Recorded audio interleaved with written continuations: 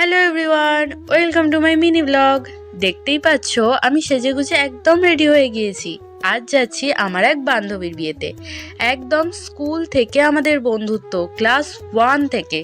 সত্যি কত তাড়াতাড়ি স্কুল লাইফ শেষও হয়ে গেল, আর এক এক করে সবার বিয়েও হয়ে যাচ্ছে। যাই হোক, বিয়ে বাড়ি বলে কথা, খাওয়া দাওয়াটাও তো একটু তাড়াতাড়ি শুরু করে দিলাম, কারণ অনেকটাই দেরি হয়ে গিয়েছিল আমাদের বিয়ে বাড়িতে আসতেই। তাই প্রথমেই চলে গেলাম স্টলে খেয়ে নিলাম মোমোটা তো দারুণ হয়েছিল খেতে। পকোড়াও ছিল, কিন্তু ভিডিও করতেই ভুলে গিয়েছিলাম।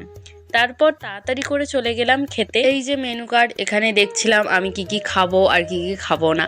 যাই হোক, প্রথমেই পাতে পড়ে গেল ফিশ ফ্রাই, সাথে স্যালাড। রাই দিয়ে তো আমার বরাবরই খুবই ভালো লাগে ফিশ ফ্রাই খেতে।